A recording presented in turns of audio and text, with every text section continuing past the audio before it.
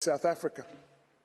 It is a matter of public record that South Africa enjoys close relations with Hamas, despite its formal recognition as a terrorist organization by numerous states across the world. These relations have continued unabated even after the October 7th atrocities. South Africa has long hosted and celebrated its ties with Hamas figures, including a senior Hamas delegation that, incredibly, visited the country for a, quote, solidarity gathering just weeks after the massacre. In justifying instituting proceedings, South Africa makes much of its obligations under the Genocide Convention. It seems fitting, then, that it be instructed to comply with those obligations itself, to end its own language of delegitimization of Israel's existence, end its support for Hamas, and use its influence with this organization so that Hamas permanently ends its campaign of genocidal terror and releases the hostages. Madam President, members of the Court, the hostilities between Israel and Hamas have exacted a terrible toll on both Israelis and Palestinians. But any genuine effort to understand the cause of this toll must take account of the horrendous reality created by Hamas within the Gaza Strip.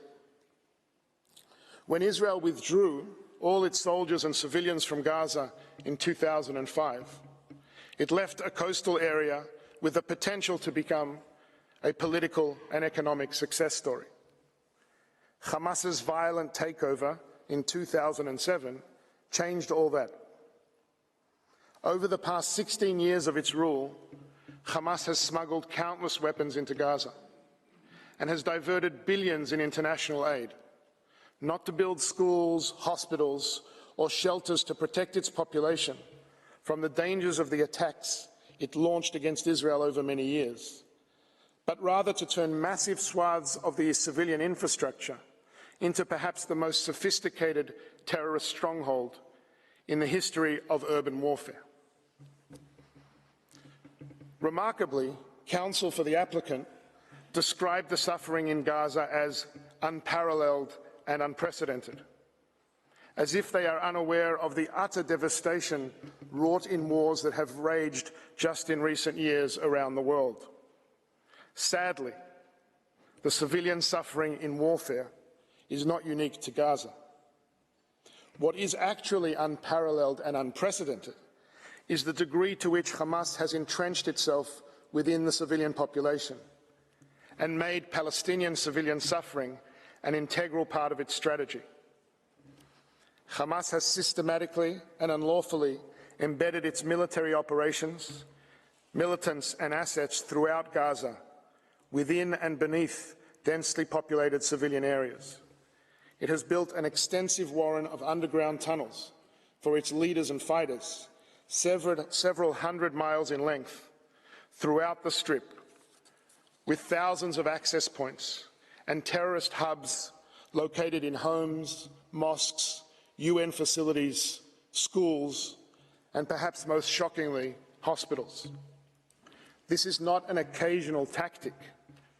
It is an integrated, pre-planned, extensive and abhorrent method of warfare, purposely and methodically murdering civilians, firing rockets indiscriminately, systematically using civilians, sensitive sites and civilian objects as shields, stealing and hoarding humanitarian supplies, allowing those under its control to suffer so that it can fuel its fighters and terrorist campaign.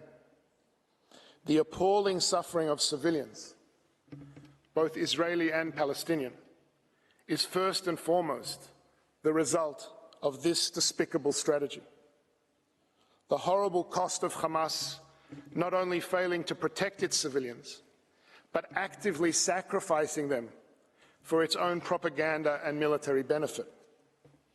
And if Hamas abandons this strategy, releases the hostages, lays down its arms, the hostilities and suffering would end. Madam President, members of the Court, There are many distortions in the applicant's submission to the court, but as shall be demonstrated by counsel, there is one that overshadows them all. In the applicant's telling, it is almost as if there is no intensive armed conflict taking place between two parties at all. No grave threat to Israel and its citizens, only an Israeli assault on Gaza. The court is told of widespread damage to buildings, but it is not told, for example, how many thousands of those buildings were destroyed because they were booby-trapped by Hamas. How many became legitimate targets because of the strategy of using civilian objects and protected sites for military purposes? How many buildings were struck by over 2,000 indiscriminate terrorist rockets that misfired and landed in Gaza itself? The court is told of over 23,000 casualties, as the applicant repeats, as many have, unverified statistics provided by Hamas itself, hardly a reliable source. Every civilian casualty in this conflict is a human tragedy that demands our compassion. But the court is not told how many thousands of casualties are in fact militants. How many were killed by Hamas fire? How many were civilians taking direct part in hostilities?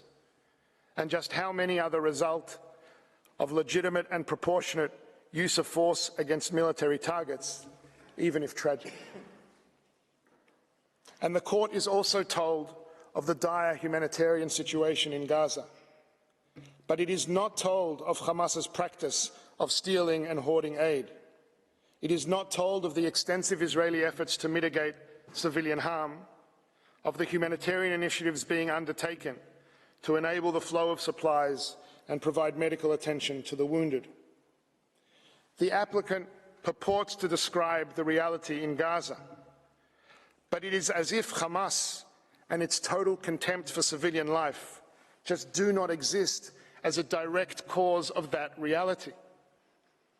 Hamas is widely estimated to have over 30,000 fighters and is known to bring minors no older than 15 or 16 into its ranks.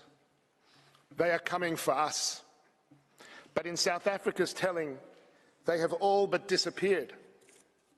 There are no explosives in mosques and schools and children's bedrooms, no ambulances used to transport fighters, no tunnels and terrorist hubs under sensitive sites, no fighters dressed as civilians, no commandeering of aid trucks, no firing from civilian homes, UN facilities, and even safe zones. There is only Israel acting in Gaza. The applicant is essentially asking the court to substitute the lens of armed conflict between a state and a lawless terrorist organization with the lens of a so-called genocide of a state against a civilian population. But it is not offering the court a lens. It is offering it a blindfold. Madam President, members of the court, the nightmarish environment created by Hamas has been concealed by the applicant, but it is the environment in which Israel is compelled to operate. Israel is committed, as it must be, to comply with the law, but it does so in the face of Hamas's utter contempt for the law. It is committed, as it must be, to demonstrate humanity, but it does so in the face of Hamas's utter inhumanity. As will be presented by counsel, these commitments are a matter of express government policy, military directives and procedures. They are also an expression of Israel's core values. And, as shall also be shown, they are matched by genuine measures on the ground to mitigate civilian harm under the unprecedented and excruciating conditions of warfare created by Hamas. It is plainly inconceivable, under the terms set by this very court, that a state conducting itself in this way, in these circumstances, may be said to be engaged in genocide, not even prima facie. The key component of genocide, the intention to destroy a people in whole or in part is totally lacking. What Israel seeks by operating in Gaza is not to destroy a people, but to protect a people, its people, who are under attack on multiple fronts, and to do so in accordance with the law, even as it faces a heartless enemy determined to use that very commitment against it. As will be detailed by Council, Israel's lawful aims in Gaza have been clearly and repeatedly articulated by its Prime Minister, its Defence Minister, and all members of the War Cabinet. As the Prime Minister reiterated yet again this week, Israel is fighting Hamas terrorists, not the civilian population. Israel aims to ensure that Gaza can never again be used as a launch pad for terrorism. As the Prime Minister reaffirms, Israel seeks neither to permanently occupy Gaza or to displace its civilian population. It wants to create a better future for Israelis and Palestinians alike, where both can live in peace, thrive and prosper, and where the Palestinian people have all the power to govern themselves, but not the capacity to threaten Israel. If there is a threat to that vision, if there is a humanitarian threat to the Palestinian civilians of Gaza, it stems primarily from the fact that they have lived under the control of a genocidal terrorist organization that has total disregard for their life and well-being. That organization, Hamas, and its sponsors seek to deny Israel, Palestinians, and Arab states across the region the ability to advance a common future of peace, coexistence, security, and prosperity. Israel is in a war of defense against Hamas, not against the Palestinian people, to ensure that they do not succeed. In these circumstances, there can hardly be a charge more false and more malevolent than the allegation against Israel of genocide. The applicant has regrettably engaged in a transparent attempt to abuse the Convention's compulsory jurisdiction mechanism, and in particular, the provisional measures phase of proceedings, to bring under the purview of the Court matters over which, in truth, it lacks jurisdiction.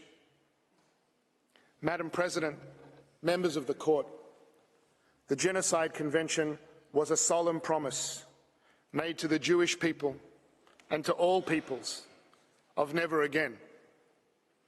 The applicant, in effect, invites the Court to betray that promise.